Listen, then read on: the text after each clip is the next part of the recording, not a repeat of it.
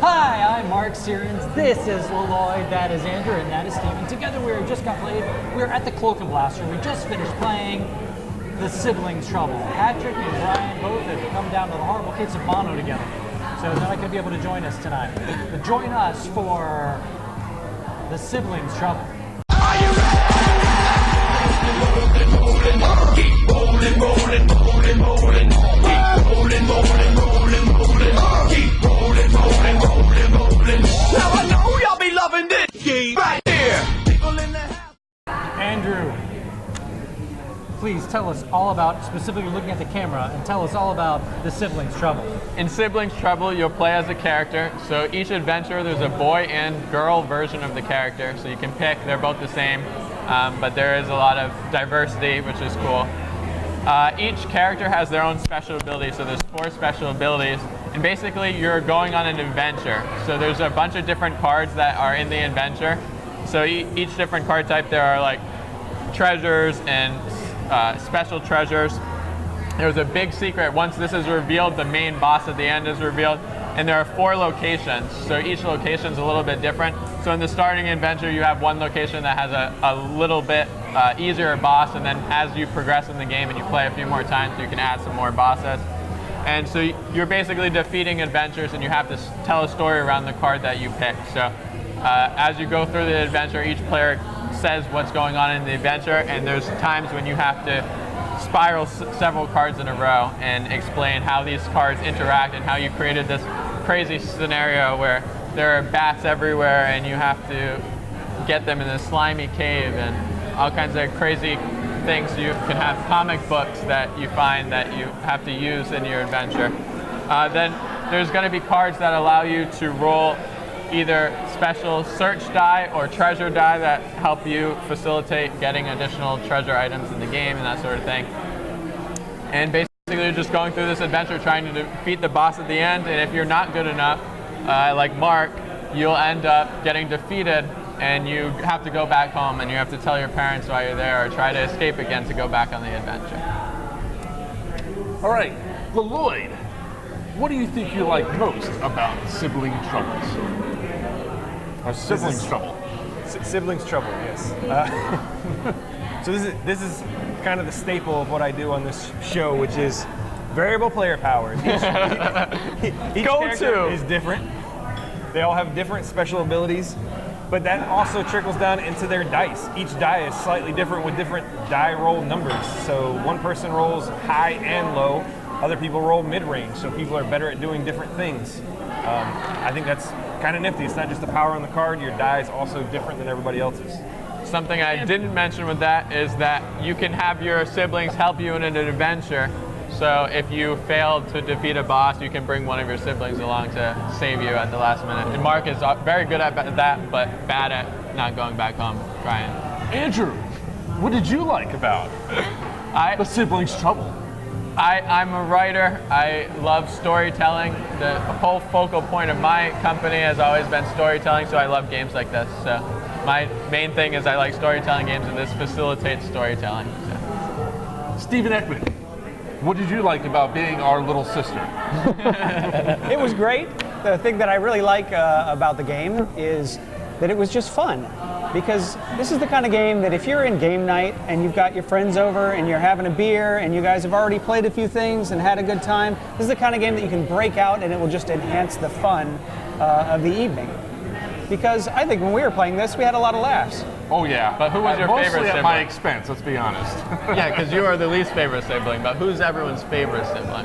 Me, of course. All right, so what I liked about it was the fact that that you can assist and you can do a lot of cool things with your things. So like if Steven failed a couple of times epically, and I was able to come in and roll and essentially save my little sister and actually be really successful at it. So I love the interactivity that happened at the table because we were just having a blast, you know, making fun of each other, just like real siblings would have.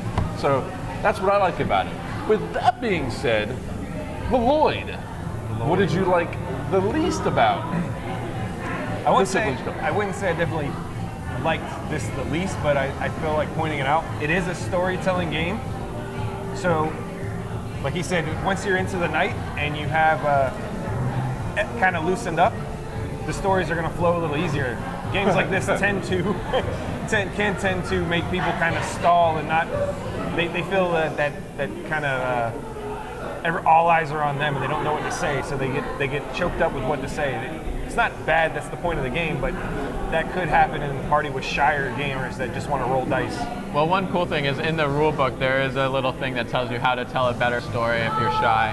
So it goes through a 5-step process, I think. 5 steps. Yeah. 5 steps. I was on number 7. Yeah. You were way out of the storytelling league, telling the best stories around. What did you like the least about the sibling troubles? So I think our group did really well. We all communicated with each other, and even sort of off turn, we're playing into each other's stories. But I think the cards could have done a little bit more to facilitate that. So saying like, oh, one of your siblings is with you, what do they do? And then have them talk so that you're on other people's turn more engaged. You're kind of already doing that, and they had mentioned in the storytelling rule book basically that you should elaborate more on what the last person did so everyone remembers what just happened and start your stories with that. But even still, I think more engagement on other people's turns would be nice. Stephen Eckman, what did you like about the siblings trouble? Like the least about the siblings trouble backyard adventures, since we haven't been using the full title? Well, when you guys were looking at the rules, trying to figure out how to play, I was looking at the box, and I was thinking about what kind of game I thought it was going to be. And then when we got into it, I was kind of hoping that it would be more like a choose-your-own-adventure style game. But instead, there's a deck of cards that kind of railroads you down the story. Now, there's certainly variety because that deck can be shuffled and it can come out in different ways. But I wanted, during the game, I wanted more ability to change the story down different directions. And they did have some cards that allowed it to be added in, but maybe not as much as it could have. So, what I liked the least about the game was the go-home aspect. So there was there we go, home. So I fell down a hole. I didn't have a treasure to discard, so I went home, and this was about three turns before the end of the game. So I was not able to help out my fellow siblings in the boss fight at all. So that's about the only thing that here I am doing all these epic saves throughout the game, and I cannot do it for the final boss, and that kind of stunk. And Callie got eaten by the troll, and that wasn't a good thing at all. But You weren't there for us. You shouldn't have sacrificed the dog. You shouldn't have ran home to mom. you stole my pocket knife. That's all it boils down to. You had my pocket knife. So I mean, you should have saw the hole coming. The hole was pretty small, but I mean, I wouldn't have run home. You infected us with fungus, making me fall into the hole. I don't want to hear it. My siblings sucked, okay? All right, so that is Just Got Played here at the Cloak and Blaster. I am Mark, that is Lloyd, that is Andrew, and that is Steve Eckman. Thank you very much and have a great night.